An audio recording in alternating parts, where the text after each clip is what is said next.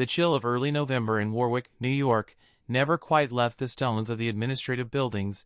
It seemed to seep into the very marrow, a constant, low thrum beneath the veneer of spiritual warmth. I remember standing by the large, polished window of the executive offices, overlooking the pristine, manicured grounds, a stark contrast to the dust-choked streets of my youth in Kingston, Jamaica. For 36 years, this place, this colossal, shining manifestation of God's earthly organization, had been my entire world, my school, my family, my purpose. I had arrived in my early 20s, a skinny, wide-eyed boy escaping a poverty so absolute it felt like a physical entity, offering my meager skills and boundless zeal to what I truly believed was the only path to salvation. I traded the tropical heat for the cold, demanding clarity of life as a bed elite. I was a vessel, ready to be filled, molded, and used by the one true God, and this house, this Bethel, was his workshop. In the beginning, every early morning bell, every communal meal, every precise task in the bindery or the print shop felt like a holy communion, a step closer to the new system. We were the chosen, the laborers in the global harvest, fueled by faith and the constant, silent stream of sacrifices made by millions of faithful ones around the world. Every building, every machine, every square foot of carpet was a testament to their unwavering trust, their pennies and dollars, their inheritance gifts laid at the feet of the governing body. I was one of the custodians of this sacred trust, first as a humble press operator, later moving up the ranks to the oversight of global purchasing for print supplies, a journey from near literacy to handling multi-million-dollar accounts. My life was the living proof that Jehovah blessed self-sacrifice. Yet, a shadow began to stretch across that sunlit faith. It started small, a whisper of confusion in the margins of a financial report I was auditing before a large expansion project. It wasn't a question of dishonesty, not yet, but of scale, of priorities that seemed to warp and twist the closer I looked at the numbers versus the real, tangible needs of the brothers and sisters in the field. I had seen the poverty I escaped replicated in the circuit reports from developing countries, where kingdom halls, built with local, donated labor, sat crumbling, desperately needing repairs, while new, enormous, state-of-the-art facilities were commissioned for global video production, replete with expensive, imported materials. The dissonance became a heavy, cold weight in my chest. I remembered the congregation in my hometown, the elderly sisters who counted every spare cent to drop into the contribution box, sometimes skipping a meal, believing that every penny went directly to spreading the good news and caring for the worldwide brotherhood. I had championed that sacrifice for decades, feeling pride in my role. But the documents laid bare a different reality, a vast, complex corporate structure where financial decisions felt less like spiritual stewardship and more like high-level business strategy, prioritizing property values, large-scale media production, and consolidation over the grassroots welfare of the global flock. The man who had entered Bethel as William O'Connell, full of certainty and the simple dream of serving, looked out that window at 70 years old, carrying the heavy, unbearable truth of betrayal. The prosperity I had achieved was not the new system, it was a gilded cage, and the poverty that broke my heart was no longer just the lack of money in my childhood, but the stark, unforgivable waste of the consecrated, heart-given treasure of millions. The man who had once seen the promised new world now saw only the intricate, unsettling mechanics of a massive, profitable real estate and media enterprise, funded by the pure, unadulterated faith of the poor. This is the story of a lifetime, not a mere anecdote, but the hard one, often painful account of an entire existence dedicated to a cause, and the slow, agonizing realization that the cause itself was fundamentally different from what I believed. It's a journey that takes me from the desperate streets of the Caribbean to the hallowed, hushed halls of a global headquarters, a tale of spiritual ambition and ultimate disillusionment. Every memory I share here is etched in my soul, the taste of cheap rice and beans in my youth, the scent of fresh ink and paper in the massive printing presses, the overwhelming, silent reverence of the governing body's private dining room, and finally, the sour, metallic taste of a truth I could no longer ignore. I am telling this now because the weight of silence has become greater than the fear of speaking out. For 36 years, my life was an open book for the organization, but now, I must write the final chapter for myself, for the sake of the honest, generous souls whose faith I feel I inadvertently exploited. I understand that for many, these words will be difficult to read. They challenge the very foundation of belief, the structure that promises refuge and salvation. But the testimony of a 70-year-old man, who gave his youth, his heart, and his future to this life, carries a certain inescapable gravity. I invite you to walk with me through these decades, to feel the initial joy, the deep commitment, and the eventual, crushing sadness of waking up inside a dream.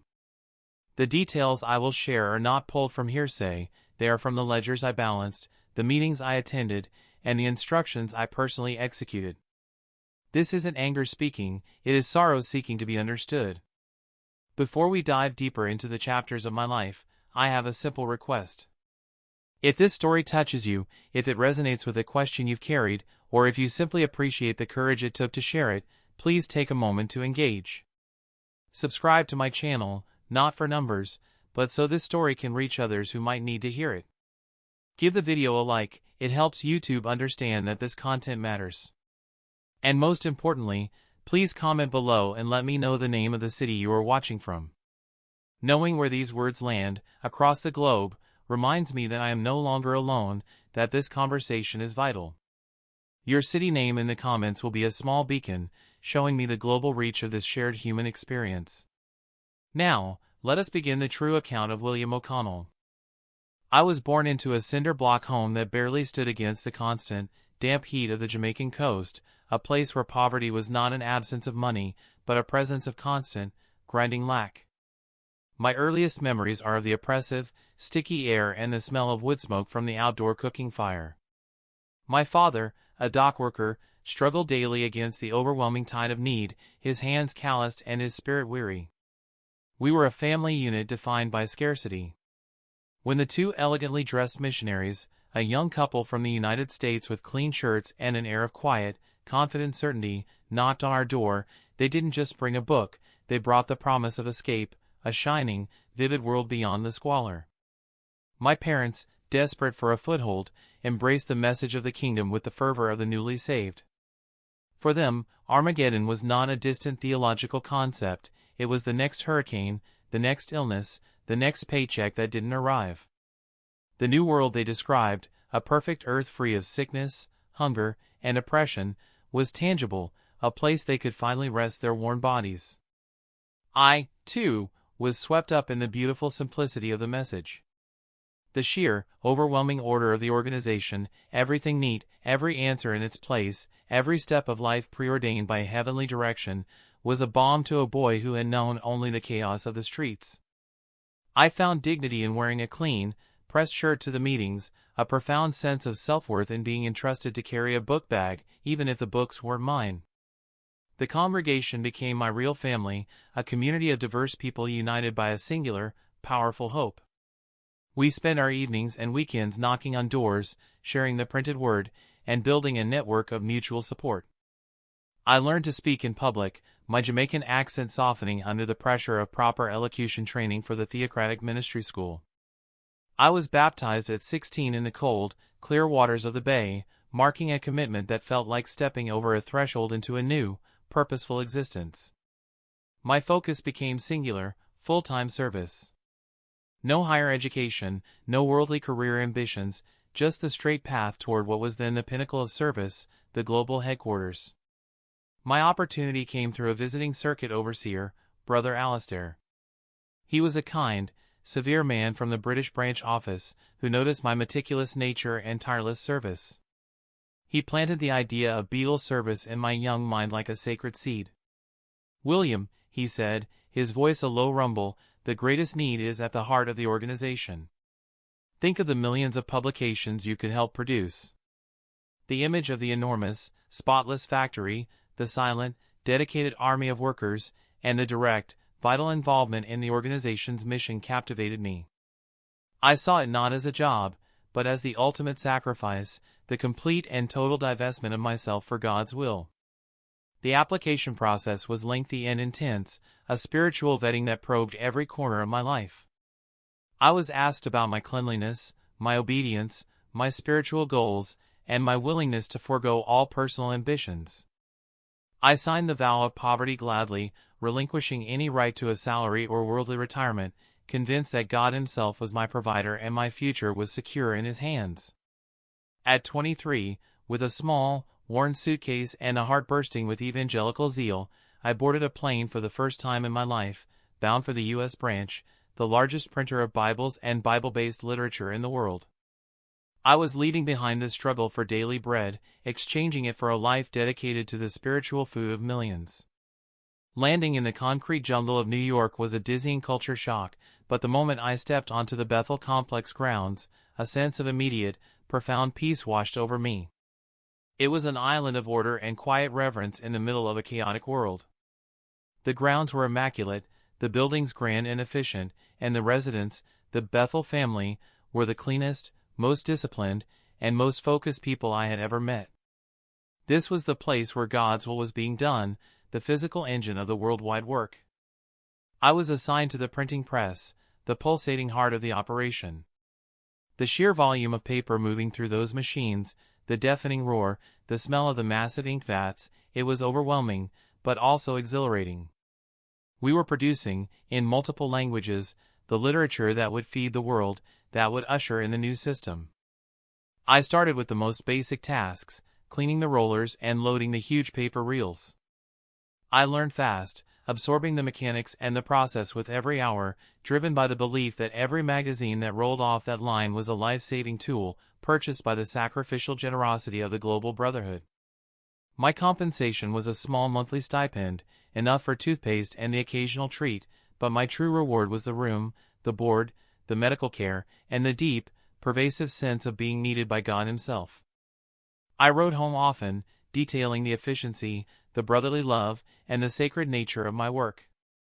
My mother kept those letters like holy relics, proof that her son had indeed found the only true path to prosperity, spiritual prosperity. I worked hard, often 18-hour days when a new convention item or a special publication was due. I never complained. The weariness was a noble burden, a mark of true discipleship. As the years blurred, I was promoted through the ranks of the printing department, demonstrating an aptitude for logistics and machine maintenance that surprised even my supervisors. I became a foreman, and then, after nearly a decade, a trusted manager, overseeing the production schedule for entire continents. I was the boy from Kingston, sitting in a clean office, wearing a tie, dictating supply orders for paper and ink that would girdle the globe. The dream of escape had been fulfilled. I had climbed out of the mud and into the celestial light of the organization. The only cost was my life, fully surrendered. My faith was a solid, unshakable column. I had dedicated my entire self to this place and these people. The question of how the organization funded this massive, intricate, and astonishingly efficient global operation was answered simply. It was Jehovah's blessing, manifested through the heartfelt, anonymous donations of the rank and file. It was the epitome of Christian love, pure, unselfish giving, flowing to the central source to be distributed to the ends of the earth. I carried that conviction like a banner. Little did I know, the view from the top of the printing operation was entirely different from the view from the ground. At the 20-year mark of my Bethel service, the administration deemed my practical experience and logistical skills essential for a new, centralized department, global procurement and real estate strategy. It was a massive promotion, shifting me from the roar of the printing press to the quiet, air-conditioned world of executive decision-making. I was moved to the corporate headquarters in Brooklyn, the old, iconic structure that felt like the organization's spiritual capital. My new office was small but featured a window that overlooked a quiet, historical street. The shift in environment was profound, and so was the shift in my understanding. My job was to oversee the procurement of materials, everything from the specialized paper for the watchtower to the millions of pieces of furniture needed for new Bethel construction projects around the world. Crucially, I was also now involved in the strategic consolidation and sale of the organization's vast, decades-old real estate holdings, particularly the properties in prime, expensive urban areas. The move from producing publications to handling millions of dollars in asset transactions felt less like spiritual work and more like running a major corporation, a subtle but significant distinction that began to trouble me. In the printing hall, the focus was on the output, the delivery of the message. In the administrative wing, the focus was on the input, the financial flow, and the stewardship of assets. The financial reports I now reviewed were no longer simple expenditure tallies, they were complex balance sheets, investment portfolios, and intricate legal documents related to global property trusts. The terminology was thick with legal and corporate language, asset liquidation, zoning variances, market capitalization, and tax-exempt endowments. These were not the gentle words of the Bible. The scale of the organization's wealth was staggering. I had always known the work was extensive, but I hadn't grasped the sheer magnitude of the monetary and real estate value we controlled. It was a multi-billion-dollar operation, far eclipsing the budget of many sovereign nations. The liquidation of the prime Brooklyn properties alone, done in a staggered, highly strategic manner, poured a veritable river of capital into the central coffers, all under the legal umbrella of donations to the worldwide work. My personal life at Bethel remained austere, the same small room, the same simple meals in the communal dining hall, the same tiny stipend. This personal vow of poverty had always been a source of pride, it validated my service. However, it created a cognitive split. We, the laborers, lived on a subsistence level, while the institution we served was amassing colossal wealth. I remember asking a senior accountant, Brother Duncan, about the nature of a specific multi-million-dollar investment in high-yield bonds. He merely smiled benignly and said, "William, the faithful God provides the funds, and we, his faithful stewards, must ensure that they are protected and grow for the work ahead." The answer was framed in spiritual language, but the action was pure, hard-nosed finance. The most unnerving reality was the new financial directive concerning kingdom halls. Historically, local congregations raised the funds and built their own modest halls, often borrowing from a central revolving fund. Now, with the influx of capital from asset sales, the organization began to take over ownership of all existing halls globally, effectively converting them from congregational property to central corporate assets. The local body of elders, who had often spent decades building and maintaining their hall, were simply told the legal title was being transferred for efficiency and unity. The funds they had in their local accounts, painstakingly saved for repairs or emergencies, were also remitted to the central pool. This move was justified from the platform as a way to ensure that funds were available for building halls in poor countries. But I, handling the paperwork, saw the truth. It was a colossal, worldwide asset grab. The equity built up by millions of local, small donations over a century was quietly and legally centralized. In my files were reports detailing the real estate value of thousands of properties, not the humble gathering places of the faithful. These were valuable, tax-exempt assets in every major city in the world, now all under the full control of the central governing body. The organization, through my department, began to commission enormous, luxurious new facilities, state-of-the-art media centers, sprawling, expensive new Bethel compounds in the American countryside, a necessity, we were told, for producing video content. I was the one signing the purchase orders for million-dollar cameras, sophisticated computer systems, and high-end construction materials. The extravagance felt disconnected from the simple, grassroots ministry I had once known. I kept thinking of the poor sister in Kingston, dropping her last coin into the contribution box. Did she know her sacrifice was funding a $50,000 piece of equipment in a U.S. film studio? The cognitive dissonance deepened, twisting my inner resolve. I rationalized it as I was trained to do. The work is getting bigger. The message must be modern. God must surely be directing this. But the feeling persisted. The spiritual simplicity of the organization was being consumed by its own financial prosperity, and the most vulnerable donors, those in the poorest congregations, were the most insulated from the reality of where their money was actually going. The promises of the New World were getting fainter, overshadowed by the very real, very modern demands of running a global, multi-billion-dollar enterprise. I was now part of the machine's intricate, silent, and unsettling financial heart. The move from the old headquarters in Brooklyn to the new, expansive complex in Warwick marked a turning point, not just geographically, but spiritually.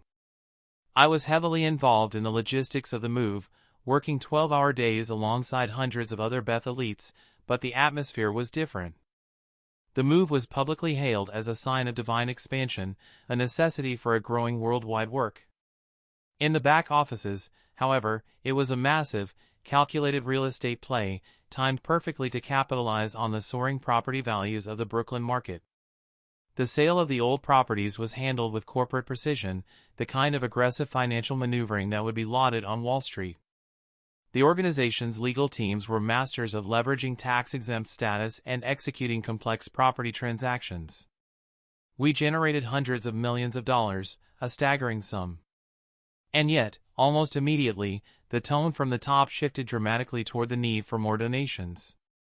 The rhetoric became more intense, with new videos and talks emphasizing the urgency of giving, sometimes bordering on emotional blackmail, suggesting that any slackening in support was a lack of faith in Jehovah. My role in procurement put me directly in touch with the construction projects worldwide, and I saw firsthand where the money was being allocated. While the massive, beautiful new headquarters in the U.S. were being built and furnished with the highest quality, durable, and frankly, expensive materials, the construction of modest kingdom halls in South America or Africa was being throttled. The funds were centrally controlled, and the process to get approval for even essential, low-cost repairs for small, local halls became a bureaucratic nightmare that could take years.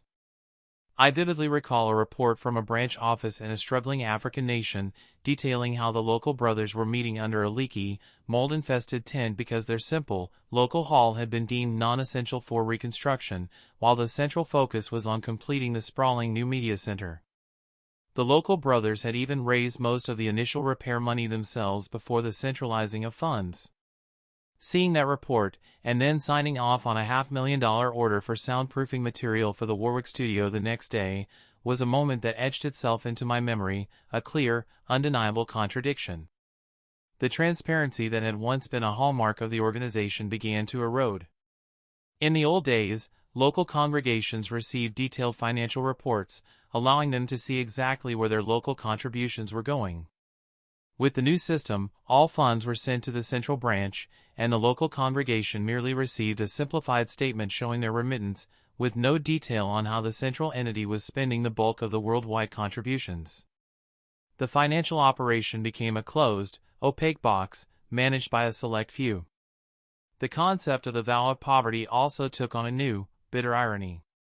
We, the long-serving Bethelites, were essentially volunteer labor, providing highly skilled services, accounting, engineering, legal work, high-volume printing, for minimal compensation, saving the organization untold millions in salaries.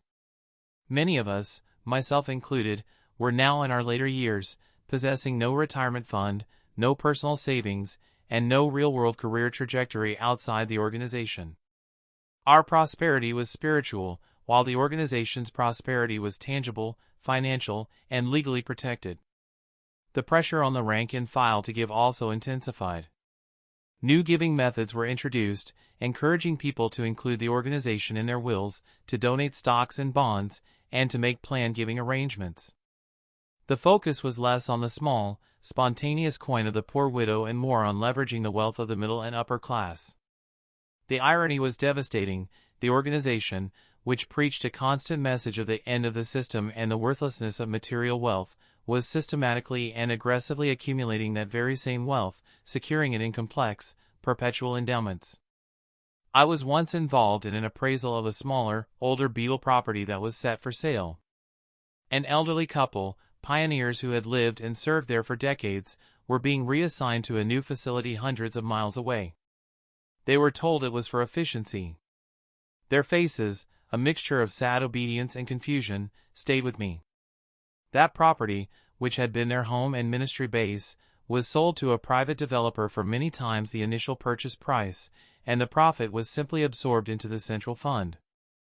I saw people being treated as disposable resources, moved aside when their real estate asset was ripe for liquidation. It was during this time that I began to feel a deep, soul-level unease, the chilling thought that I was no longer serving God's simple truth, but rather the operational demands of a massive, self-sustaining institution. The spiritual language used in every meeting, every letter, every public address, began to sound hollow, a necessary facade to mask a profoundly secular and corporate agenda. I saw how easily sincere faith could be weaponized to generate capital, and how that capital, once secured, began to dictate the priorities of the faith itself.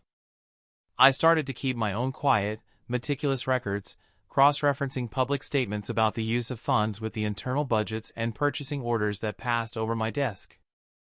I needed to know, for my own soul's peace, if my growing doubt was merely weariness or a true warning.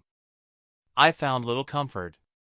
The discrepancy between the rhetoric of austere self-sacrifice and the reality of multi-million-dollar projects was becoming too vast to bridge with mere faith. The curtain was being drawn back, and the face of the man behind it was that of a shrewd businessman, not a spiritual shepherd. The final, shattering phase of my disillusionment came not from a single, dramatic revelation, but from the relentless, impersonal nature of the organization's response to human need. The year was 2017, and a devastating hurricane, a natural disaster of biblical proportions, swept through a chain of small island nations where the brotherhood was large and impoverished. My heart ached for my fellow countrymen and the faithful brothers and sisters who had lost everything.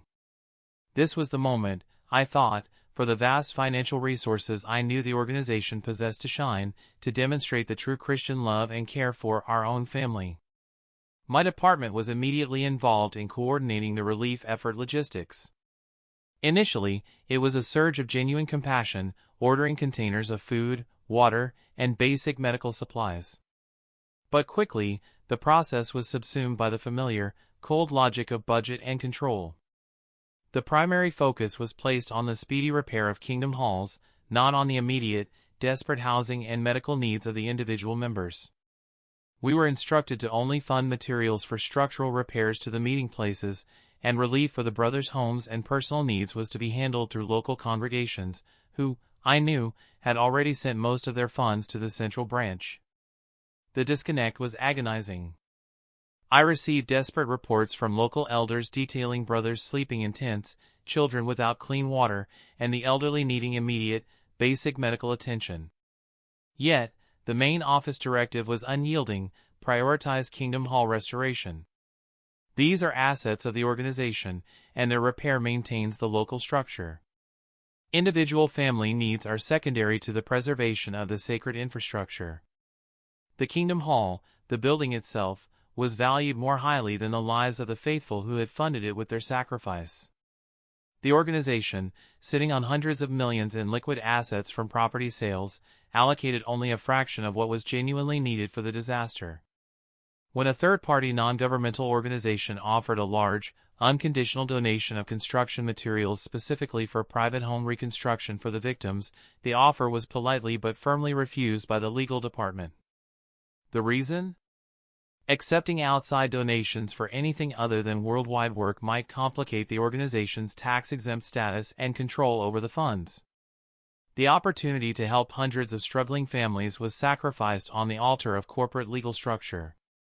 My longtime friend, Brother Jeffrey, a traveling overseer who had spent his life in the field, was called in for an advisory role on the relief effort. He voiced his concern over the disproportionate focus on the buildings. The response he received from a senior executive, a member of the governing body's staff, was chillingly dismissive. "Jeffrey, you are a field man, you don't understand the larger strategy. We must maintain our infrastructure. We are custodians of God's property, not a simple charity for every family." Jeffrey left the meeting visibly shaken. I was there when he recounted the conversation, and I saw the light of his lifelong faith flicker. This was the core, the ugly truth I could no longer deny. The organization had evolved into a self-perpetuating corporation that viewed its members not as a family to be cared for, but as a source of perpetual, free labor and capital. The donations, the sacrifices of the poor, were no longer primarily going to them but were being reinvested back into the corporate structure itself, in real estate, media production, and a lavish, protected headquarters that stood in stark contrast to the homes of the members it claimed to serve. The final straw for me involved a decision regarding a small, aging printing facility in a country where political instability had escalated. The staff there, mostly long-time, older Bethelites, were dedicated, having served for decades. Due to the consolidation of printing operations in the U.S., the facility was deemed redundant. The administrative decision was made to close the facility, sell the land, and reassign the staff. The reassignment meant telling men and women in their 50s and 60s, who had no savings, no retirement, and no outside work experience, that they had to leave Bethel, move back to their local congregations, and fend for themselves. I was tasked with drafting the memo outlining their transfer of assignment. I knew the truth: they were being laid off because their free labor was no longer needed, and their aging presence was an expense.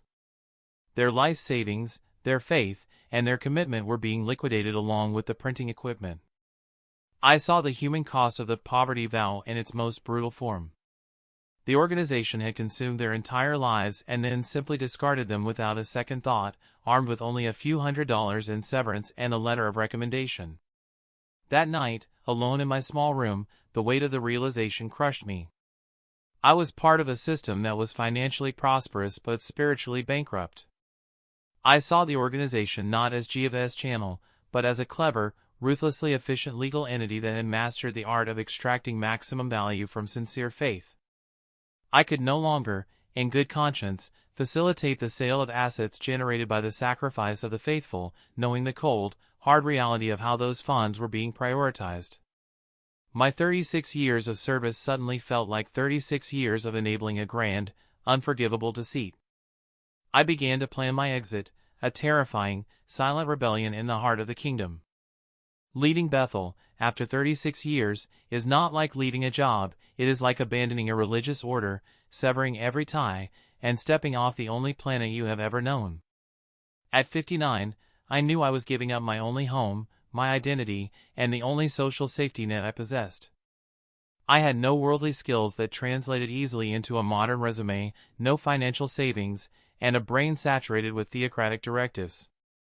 The fear was a living creature, heavy and constant. Yet, the alternative, remaining in the system and silencing the terrible truth I knew, was a spiritual death I could not face. My resignation was met with a mixture of confusion and immediate, professional concern. The senior executives, who were accustomed to handling resignations with a careful mix of spiritual counseling and administrative paperwork, tried to persuade me to stay. "William, you're a valuable asset," my supervisor, a kind but distant man, told me. "You're needed here. Are you sure you're not suffering from a temporary spiritual weakness?" I kept my reasoning simple and secular. I need to care for myself financially. I have no pension. I knew I could not articulate the real reason, the vast, unbridgeable gulf between the organization's proclaimed mission and its financial reality, without being instantly branded an apostate. The moment I stepped out of the Bethel gate for the last time, carrying 2 suitcases that held all my worldly possessions, I became a ghost. The Bethel family was instantly commanded to cease contact with me, a silent, immediate disfellowshipping from my entire known world, even though I had not been formally disciplined. The silence from the people I had lived, worked, and prayed with for 3 decades was the sharpest, most painful cut. My absence was simply absorbed, my role replaced by another eager, younger volunteer, and my memory erased from the organization's collective consciousness. I moved to a small, rented room in a modest city far from Warwick, starting over in my late 50s. The shock of having to earn a living in the secular world after decades of being cared for was immense. I took any job I could find, janitorial work, stock inventory, anything to pay the bills. The true poverty of my Bethel life became apparent then, not the lack of money, but the lack of preparation for an autonomous life. My training was valuable to the organization, but worthless to the outside world, a deliberate consequence of the vow of poverty and the discouragement of secular education. Slowly, painfully, I began to rebuild. I used the administrative and logistical skills I had secretly honed in Bethel's purchasing department to secure a low-level bookkeeping job at a local distributor. I proved my worth through diligence, a trait that had been deeply ingrained by my 36 years of rigorous scheduling. I learned to use modern software, to file taxes, to budget for an uncertain future, things the organization had always done for me. My financial prosperity began not in the organization, but outside of it, earned through honest, secular labor. The greatest challenge was the spiritual and emotional reconstruction. I spent years simply trying to separate the pure, simple truth of the Bible I had loved as a young man from the dense, suffocating layer of organizational interpretation and financial imperative. I realized that my faith had been a tool, a resource to be managed, rather than a personal relationship. It was a liberation, a sudden, frightening freedom that was initially terrifying. I was now an individual, responsible for my own mind and my own soul. I found community not in a new religious group, but in a small circle of others who had left the organization, people who understood the unique, traumatic experience of being erased. They were my true family now, united not by a shared belief, but by a shared recovery from institutional control. They taught me to see the world not as a battlefield against Satan, but as a complex, nuanced place full of good people doing their best, regardless of their creed. Today, at 70, I have found a quiet prosperity, not the false spiritual abundance of Bethel, but a genuine security. I own a small home, I have a modest retirement fund, and I can look people in the eye, knowing I am accountable only to my own conscience. I am a free man, no longer bound by the cold, controlling logic of a corporation disguised as a spiritual calling. My journey from the poverty of Kingston to the financial prosperity of my later years was a full circle, but the real journey was from the crushing spiritual poverty of Bethel to the rich, frightening, and beautiful freedom of my own mind. I tell this story not for revenge, but as a testimony.